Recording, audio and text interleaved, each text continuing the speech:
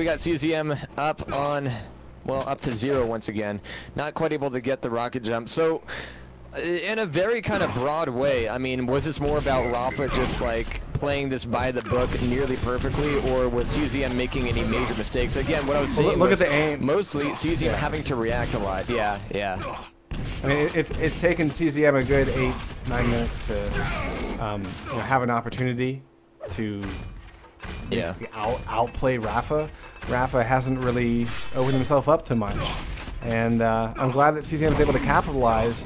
I think we also have seen again that as this map is played in Quake Live, it's a little bit different than in previous iterations, and that along with, I mean, both Rafa and CZM don't have the greatest aim in the world, but Rafa's shooting a 45-ish% rail, about 30% LG, 37% rocket. Hopping over to CZM, his point of view before he dies here, 32% rail, 38% LG, 27 rocket. And that will be it. Oh, that's right, yeah. Steve is reminding us that they still have another match, this of course being the group stage. Pardon. But, very unfortunate start. Rafa calls it out. I agree. 6 impresses for Rafa. Very nice.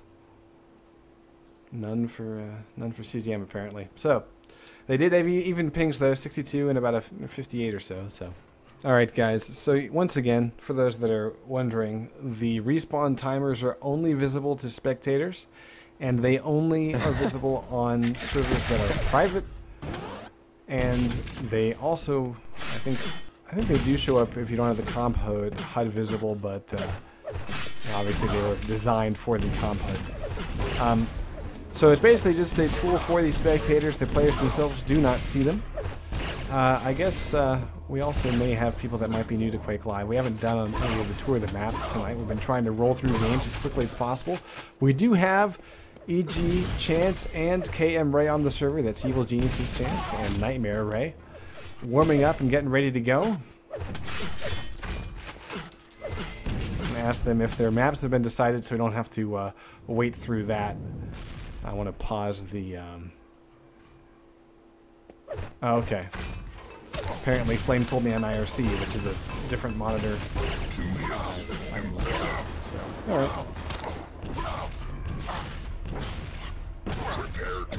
Alright, so there we go, guys.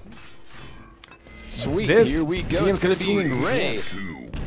Yes.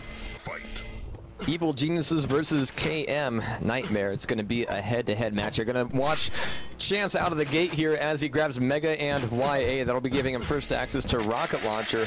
And it's going to be very interesting what he decides to do before the next red armor comes up. It's going to be the first thing coming up before Mega, of course. And so obviously both of these players are going to be making a bid for this. So this is where the first real fight is going to happen.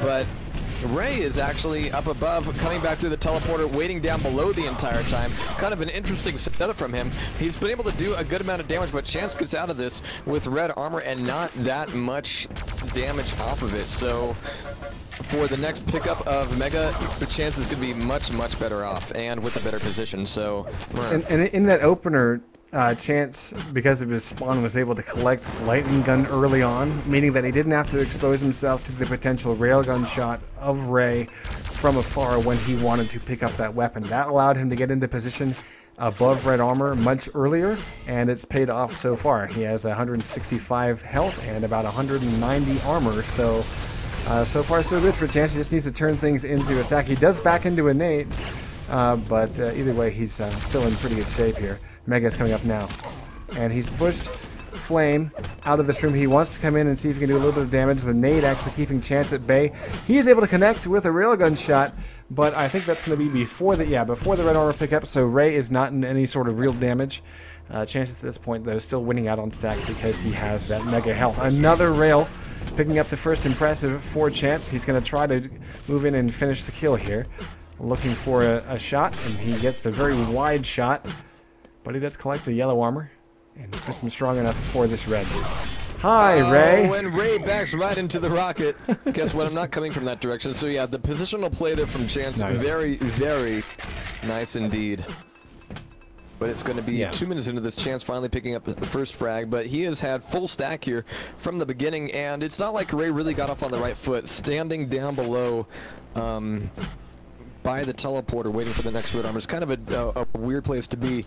Ideally, in many cases, if you can come back up through the grenade launcher hallway and kind of sit up there, you can be ready to either drop in if your opponent comes down from below, or get a nice pop-off if they come up from above. But Ray still has plenty of time to recover from this bow, but with rails like that, Chance is going to have a hard time with it. Oh, wow. Beautiful, beautiful rocket. That is going to push Chance off of the Mega, and Ray is going to be able to finally get a bid for it. It's going to be a trade-off here for sure, but at least Ray is able to get out of that with something in his name. Yeah, Chance has actually backed himself into a corner, and Ray is doing his best to punish. With that Mega in hand, Ray has been able to potentially turn the tables, as you mentioned. Very important item to try to knock out of the hands of he who aggresses. Chance at this point is going to back off of the red armor and just try to defend it long enough to pick up Mega. Mega is not up for another 2 seconds, though. That's going to give Ray an opportunity to do some damage, and he does connect with a railgun shot, pushing the Mega health bonus of that Mega down to only about 50 health at this point. And Chance has pretty much been on the run for that entire exchange. Red's coming up now. Chance honestly does not have a very good position to try to take it. He's just trying to do damage and misses, while Ray connects with 2 railgun shots. So unanswered damage. That's 160 unanswered damage is pretty damn enormous in Quake Live, and Chance at this point is really risking a lot by coming into this room. That was a vital one for him to be missing, and right now he's got 23% railgun accuracy, which isn't bad by a long shot, but with the kind of risk that he's taking, it isn't nearly enough to kind of back up a lot of these fights with that rail. So he's going to be missing out on both items here. He might not quite have timing on Mega. And he's looking for a position here. He's looking for Mega. It won't be up here for a long time. If Ray decides to make an attack here, then Chance will be in trouble. But of course, you know, Chance is kind of picking that position for that long. It's kind of hard to see, okay, where's my opponent going to be the entire time? Chance, though, eating one rail after another. And LG coming out of Ray, looking to finish him off. Chance is able to escape back through the teleporter and make a grab for the red armor. That rocket both saved Chance's life and got his foothold back on the red armor. We'll see if that can turn into anything else. It's still one frag up. We're almost halfway through this. Chance is hanging on to the lead, but only just barely. Yeah. Now Ray, of course, earned his spot to be here in the qualifying rounds. You know, I think it was one of those nights where I was really impressed with what Ray put together. I've always considered him to be kind of a at the top level of kind of the mid-tier, I guess. You know, kind of just breaking into that kind of pro level. Chance, on the other hand, has been playing Quake for years, but has been one of those players that is just been so off and on and inconsistent that he hasn't really won any major tournaments, but he tends to be involved in them. So in terms of the, oh my gosh, Ray, for the second time, getting totally caught off guard, and that will be frag number 2.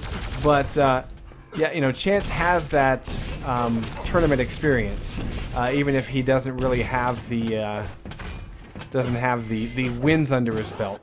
He probably feels a lot more comfortable here. Ray, on the other hand, really impressed me in his qualifying rounds. But as we've seen twice now, Chance has been able to totally catch Ray off guard. And having your back turned when your opponent has LG out, that's just bad news. That's twice now. Yep. That's twice now that Ray has been fragged, and twice that he's had his back turned to his opponent during that match. So, you know, going by the logic, I think Ray's best bet here is to grab a railgun and sit in the corner with his back to the wall. Because statistically, that'll remove his biggest threat. But we're getting on towards the end of this thing here, but Chance is only up by 2 frags, but that last frag has really given him a lot of opportunity for the items at this point, and it's going to be a fight over them. But Ray, oh wow, nice rocket there. He's going to follow up with the LG, 22 health, and there it is, finally Ray getting on the board. And look at this, he took nary a scratch on that mega health. Coming back into that, and wow, now he's going to be a completely, nearly fully stacked player coming into this. And even though the aggression here has been a little bit spotty, he hasn't been quite as tight on Chance's spawn as he probably would have preferred to be. He's got two solid rails into Chance's face with the grab for the Mega, not really taking any real damage during that except for a little bit of rocket splash. Now he can walk over the map and hopefully he'll find a way to walk all over Chance. Well, he only needs to do it once to tie this game, and there's plenty of time to get it done. 2.5 minutes is an eternity in Quake Live. Ray is searching, and he's found his opponent. He's going to try to bully him off. And, you know, honestly, Ray, at this point, I hope that he doesn't rush. He really needs to get this red. He needs to continue his control. He sees it pop, and it's actually a little bit risky. Chance having about 100 armor might risk pushing in on this. And actually, Ray eating was that 2 rails because he's just lost an enormous amount of health and armor. Oh, Chance this time has his sights aiming the wrong way. And Ray is able to do the damage. 60 health, though, for Ray as he waits for red to spawn. Chance not showing up for that red, that was definitely something that was a measured kind of approach, but definitely one that might come back to bite him in the ass. I mean, Chance had a big opportunity there. Right, but so did Ray. Yeah. That was the thing. I mean, and Ray was going to be down below. Chance But Chance is in the lead, though. So he doesn't have to force the frag. Now, he does put himself into a very sticky situation, considering that Ray has just collected Mega and potentially should get this red. Yes, he does. We do see the yellow armor picked up by Chance, but he's able to get away. And Ray misses the critical, very critical railgun shot. And he is really pissed off at himself. You can see him now. He's firing off his MG out of frustration. Yeah, that was a shot he really should have hit. And would it have put Chance down for the count? I'm not quite sure. But Ray at this point needs to find his opponent. We're going to stick with him. Clock is ticking. Indeed he does, but again, Chance not capitalizing on Ray having only 60 health with the height advantage. It meant Ray's been able to get back into this position of being in full map control. Obviously there's other factors leading into that, but Chance might have had a lot to gain from just securing that. Now, he might be able to pad out these last 35 seconds, but Ray, he's got no reason not to just completely go aggressive. Ray jumps early. Chance gets cut out at the teleporter. Ray literally has Chance in the corner now. Chance is throwing off the LG, has Ray down to 22 health. This is so risky by Ray, but he's trying to make it happen. That was maybe his last chance to do it. Chance, as long as he doesn't stick his neck out here in the last 15 seconds. Almost getting caught off guard again. Wow. And that'll do it. Okay, so that's 3 frags, and that is 3 times Ray had his back to his opponent. Again, grab a railgun, sit in the corner. Can't lose. Sentinel style, yeah. Alright, guys, so Chance is able to pick up T7. Very low-scoring T7. Literally, what, 4 frags happened that entire game? And one of them was a self-kill, so, you know. I don't know, that's pretty crazy. GM13 is our next stop, Lost World.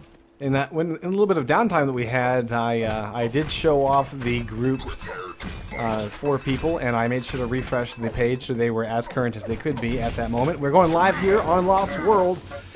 Ray really needing to pull down Chance in order to stay in this one.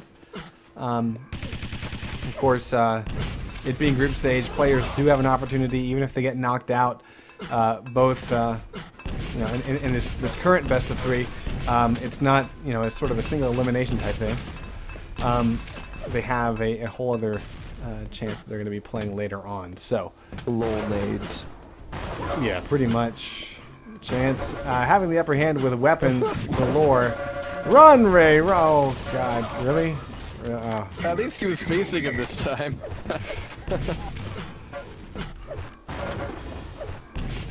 Yeah, the aggression from Chance, we've seen this time and time again, both nice through King of the Hill, both through King of the Hill and, of course, the Intel Extreme Masters. Whenever Chance sees an opening, when he smells weakness and fear from his opponent, he absolutely destroys them. It's like he has this amazing plus forward that scares even the likes of, you know, Rafa or you know, Dehang or, you know, whoever else.